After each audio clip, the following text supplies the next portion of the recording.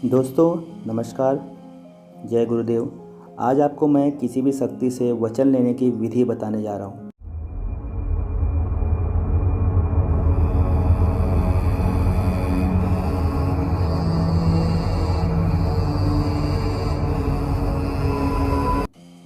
आज मैं आपको बताता हूँ कि जब कोई शक्ति आपके सामने प्रत्यक्ष हो जाए, तब आप उससे वचन ले रहे हों तो क्या क्या बोलें और कैसे बोलें। शक्ति से हमेशा 3 वचन लिए जाते हैं। आप उससे कुछ और वचन भी ले सकते हैं, लेकिन जितने वचन लोगे उतने ही तुम भी बंधन में आ जाओगे।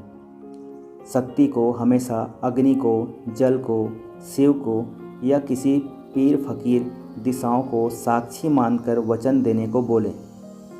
हाथ में जल लेकर वचन कराएं या अपने हाथ पर हाथ रखकर भी वचन करा सकते हैं। पहला वचन लेते वक्त आपको क्या बोलना है, ध्यान से सुने। शक्ति से हमेशा पहला वचन ये लिया जाता है कि जब भी मैं चाहूँ, जहाँ चाहूँ, धरती हो या आसमान हो, घर हो या बाहर हो, खेत हो खलिहान हो, जहाँ चाहूँ वहाँ मेरे बुलाने पर तुम्हें हाजिर होना पड़ेगा। पर हर हाल में तुम्हें आना होगा।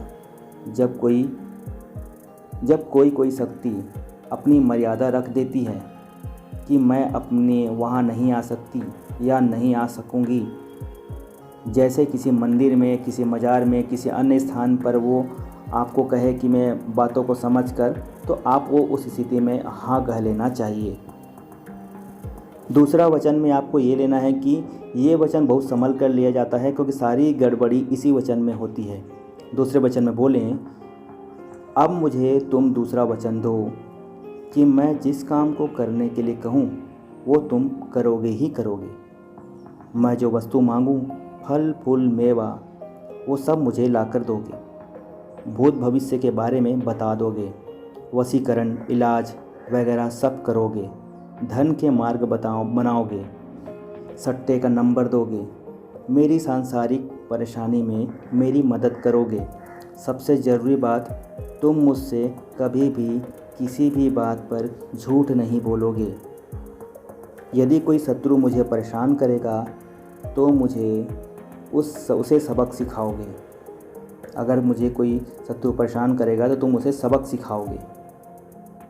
जो करवाना चाहते हो वो सब इस वचन में बोल देना चाहिए, वरना बाद में ये लोग यह कहकर मुकर जाते हैं कि ये गलत काम है, तुमने मुझसे वचन अच्छे काम के लिए लिया है। इस बात का ध्यान रखें। तीसरा वचन लेते वक्त आपको ये उससे बोलें कि जब मैं तुमसे तीसरा वचन लेता हूँ, मुझे दो कि तुम मेरी और मेरे परिवार की रक्षा और सुरक्षा करोगे। तुम मुझे और मेरे परिवार को कभी भी किसी भी बात पर परेशानी नहीं करोगे। चाहे मुझसे या मेरे परिवार से किसी भी प्रकार की कोई गलती भी हो जाए तो तुम मुझे परेशान नहीं करोगे। और भविष्य में यदि मैं चाहूँ तो तुम्हें विसर्जित करना चाहता हूँ या करना चाहूँ तो किसी अन्य व्यक्ति को दे सकता हूँ। तो इन तीनों वचन में भी इस वचन को शामिल में जोड़ते हुए ले लें। अगर तुम इस सारे वचन को अगर तोड़ते हो तो तुम जल कर भस्म हो जाओगे या पानी में डूबकर मरोगे। इस तरह से वचन लेने पर हमेशा आप सुरक्षित रहोगे। आपका कुछ अहित नहीं होगा। यदि कुछ बातों के लिए मना कर दे तो उसकी बातें मान लेनी चाहिए। जिस प्रकार से सहमति हो वचन कर लेना चाहिए। यदि ये वचन लंबे लग रहे हों तो शॉर्ट में तीनों वचन को मैं फिर से एक बार आपको दोहरा देता हूँ।